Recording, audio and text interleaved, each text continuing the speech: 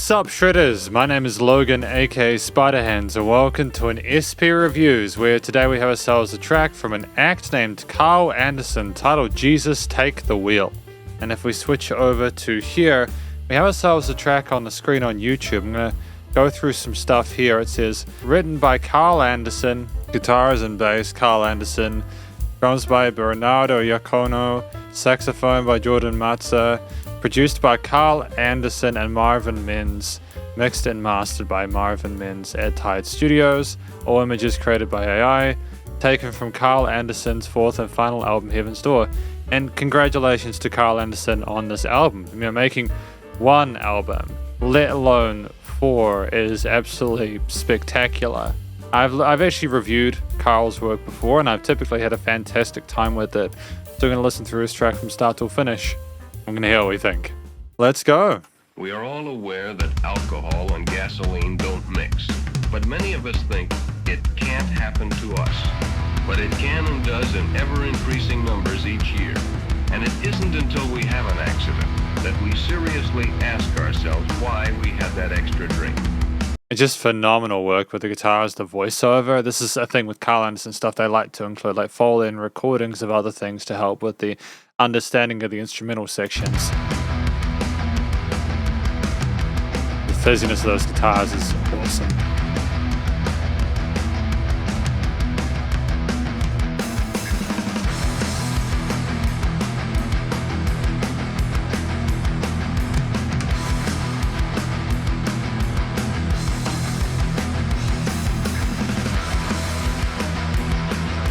Just keeps building.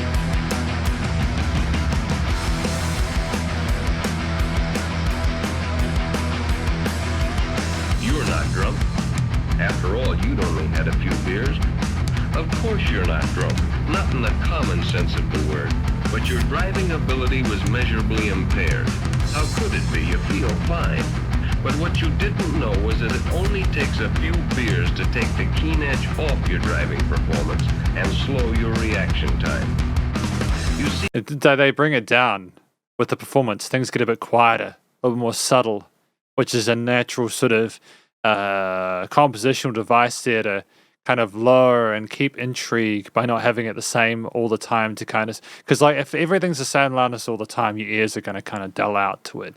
But it's having the vocals come in at that point to sort of to have a new feature there to give that information and continue to pique your interest. see, alcohol is not a stimulant.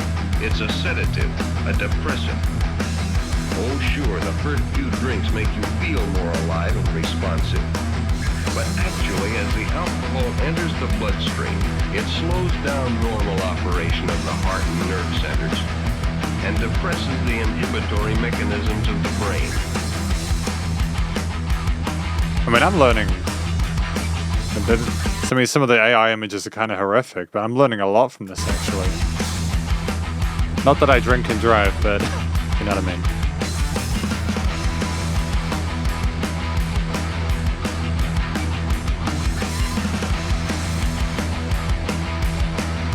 Holy crap, these are amazing images, dude.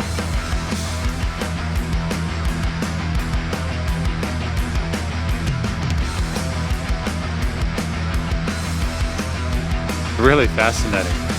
It removes inhibitions and social restraints. This is what gives us the feeling of stimulation. You have more assurance, but less self-control. You get a Superman complex behind the wheel at the very time when your driving skill and mental outlook have been seriously damaged.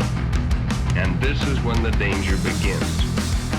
As the percentage of alcohol begins to build up in the bloodstream, Back to the original the motif. first part of your nervous system to be affected is your judgment center, located in the frontal lobe of the brain. This is the area of the brain that determines right from wrong. The alcohol works as an anesthetic, and we adopt a I don't care or sure I can make it attitude. I mean, it's just one sort of main motif with the riffs, but just the way it's adjusted, the peaks and troughs with intensity are wonderful. I mean, sure, there's various sort of like stripping stuff is different. What I mean is there's a lot of the main part, and then we have different tails or B sections just to kind of spice things up or sweeten it.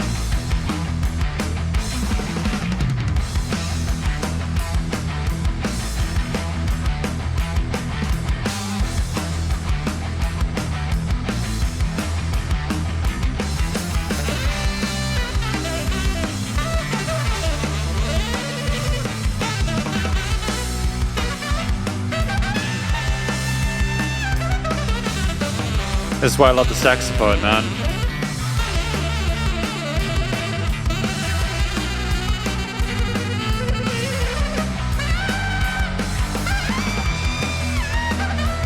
It just screams out, man. It's just so much power. It kind of sounded like an engine kind of revving up, eh? Wow, that was exactly just the best time. The best time to have that saxophone solo. You know, it had a lot of the story, and we kind of learned a bit more about the drink driving stuff and the contradiction between how we feel versus how things actually are. And then, although different lead in the upper ranges where there haven't been a lot of things, it's just really clever, man.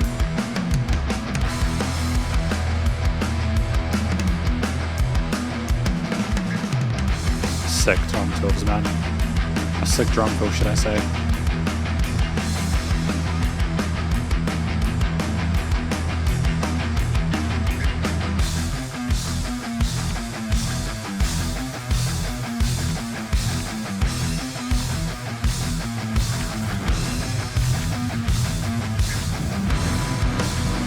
Halftime? Is this the breakdown? Where he contemplated life decisions?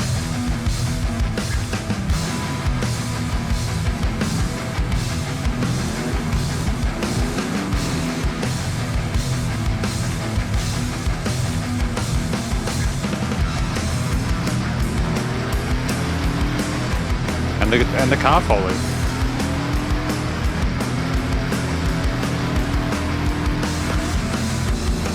But those few beers we had can reduce our driving ability as much as 25 to 40%. We contemplate stupid things like passing on a curve or a hill. We become easily exasperated by the driver we feel isn't going fast enough. And we take chances we wouldn't ordinarily take to passing.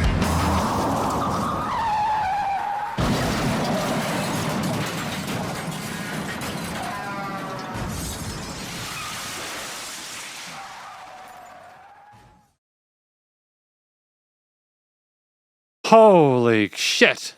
That was amazing. I don't think you could have possibly improved that. I don't know what you could have done to improve that. That was an absolute masterclass in composition, performance, and just in songwriting. Because of the reasons I'm going to listen to the conclusion, but I think we've really refined things, and I do look forward to what Carl Anderson puts out next. Apparently, this is their final album, which is kind of bittersweet. Because it's great, we're getting another album, but it's also like, there's going to be no more. That's just how things are. Well, welcome to the conclusion of my review of this track from an act named Carl Anderson titled Jesus Take the Wheel. The song is about drink driving. It's about people, getting drunk and making decisions they wouldn't usually, and it's sort of a voiceover kind of telling the person, hey, it's like an education, like a PSA kind of thing, a public service announcement.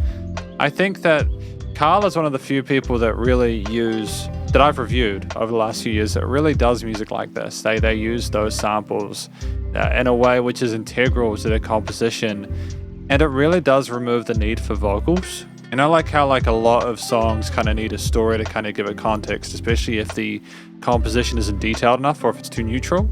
In this situation where I think we had the guitar theme as it was with the bass drums and then the eventual saxophone, the reason I love it so much is because it was staged in a way where it kind of gave backing and then voice and then backing and then voice and then solo. Like they took turns in it.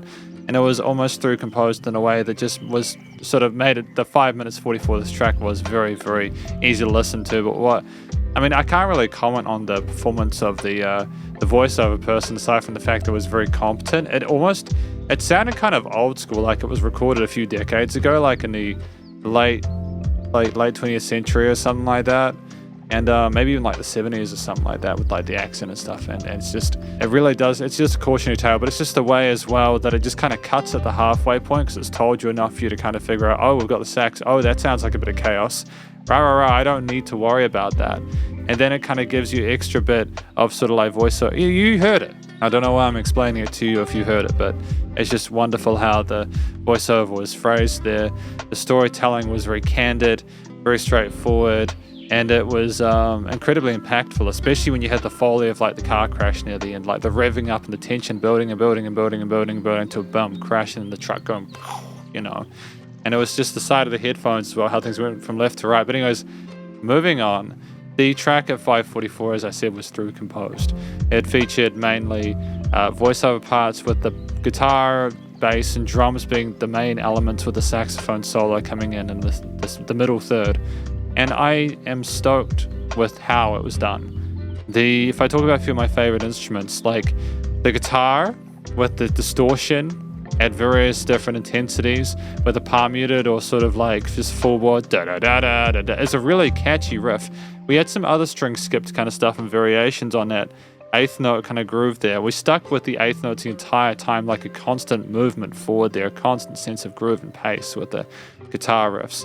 We explored sort of power chordish kind of things, maybe some chromatics and some maybe Phrygian mode-ish kind of stuff. It wasn't necessarily sticking to a set scale, but it wasn't atonal either. It had a sense of kind of movement, and then we might have adjusted the bass line occasionally, but it typically stayed around like that low E note, if I'm not mistaken. Is that an E?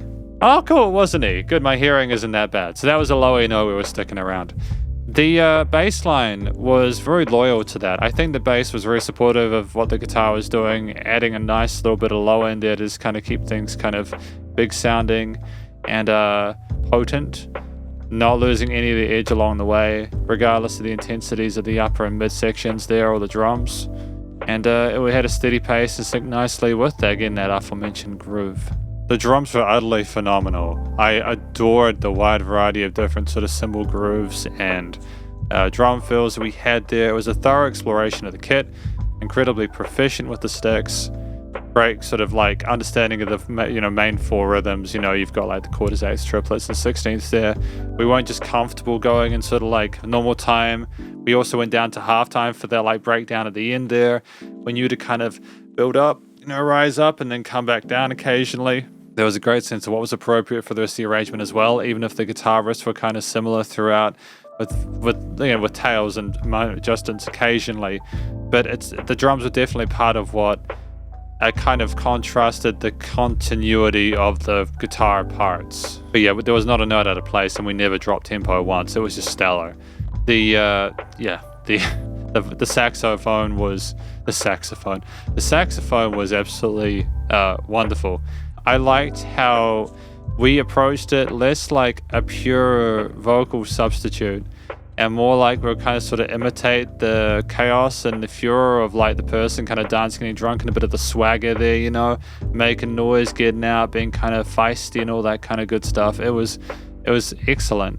Really happy with it because it could be easy to just do kind of like a technical kind of moody kind of saxophone part there, kind of almost had a sense of romanticism to it, but it was kind of like the saxophone just kept rising up with like the revving of an engine. It just kept getting higher and higher and higher and lifting and stuff like that as things became more sort of like intense, and it was almost kind of that little bit of extra factor there, not just playing the saxophone as an instrument but as like kind of like a vibe check for everything else we'd had so far. It was so fresh coming in after the voiceovers and with, again, the continuous nature of the guitar, bass, and drums, regardless of the variations of the different guitar parts, or especially the drum grooves.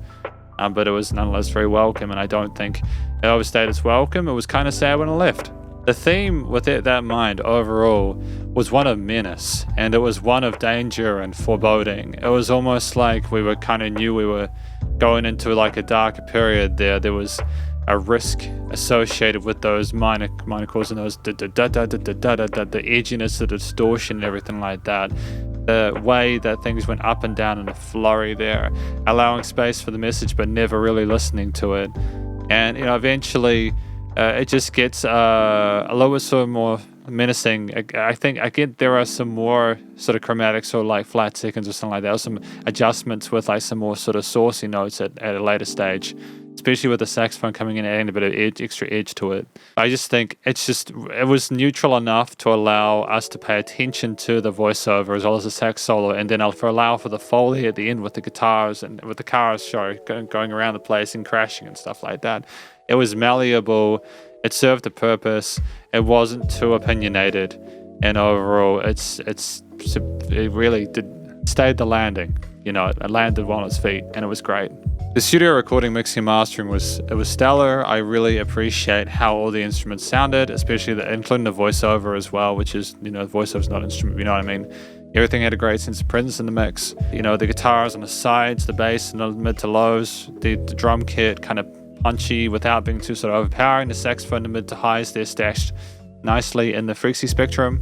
Things were nicely placed in the stereo field as well, but things sometimes even moving around a little bit, like the car at the end and then the truck and stuff like that. There was great panning of that in the sound design. There was dynamic range to this piece. It wasn't just a compositional thing, it was also just the way it was mixed and mastered, and it allowed for there to be natural peaks and troughs, a bit of a, not just a bell curve, there was lots of variation in there, and I'm thankful for that, especially with a longer track, because you need to kind of have it not be too much of the same at any point, especially with just how things are nowadays with like attention deficit and stuff like that.